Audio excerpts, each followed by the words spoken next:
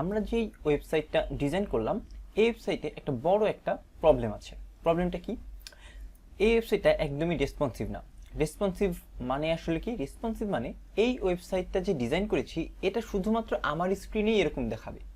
যদি কোনো মোবাইল থেকে আমরা ওয়েবসাইট ব্রাউজ করতে যাই তখন কিন্তু এটা এরকম দেখা যাবে না। তো আমি যদি এটাকে এখান থেকে অন্য কোনো ডিভাইসে দেখতে চাই, সাপোজ মোটো জি মানে মোটোরোলার যে G4 ডিভাইসটা আছে সেটা দেখতে চাই, দেখেন ওয়েবসাইটটা কিন্তু একদম ভেঙে গিয়েছে।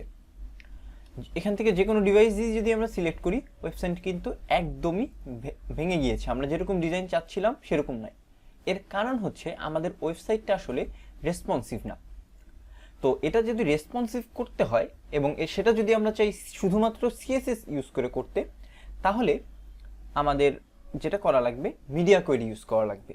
সিএসএস এর একটা প্রপার্টি আছে যার নাম মিডিয়া কোয়েরি। তো এই মিডিয়া কোয়েরিটি আসলে কিভাবে কাজ করে? মিডিয়া কোয়েরিটা আমরা বেসিক সিনট্যাক্সটা এখানে লিখি, মিডিয়া অনলি স্ক্রিন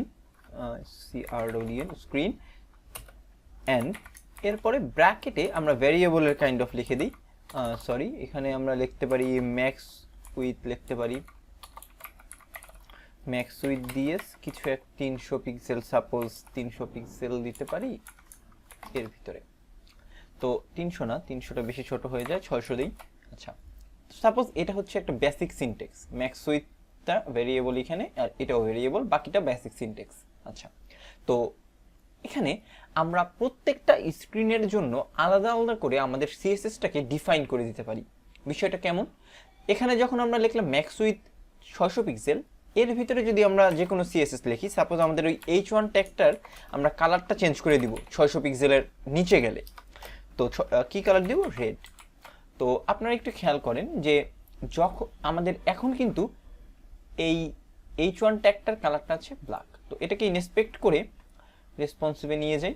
এখন এটা হচ্ছে আমাদের উইথটা, এটা একটু খেয়াল করেন, আমি আস্তে আস্তে এটাকে ছোট করছি। যখনই আমাদের ভ্যালুটা এই 600-র নিচে, 600, আচ্ছা আমি এখানে সম্ভবত কিছু একটা ভুল করেছি, এটা তারপরেও কেন কাজ করছে না? আচ্ছা, এখানে একটা ভুল করছি, এই এন্টার পরে একটা স্পেস হবে।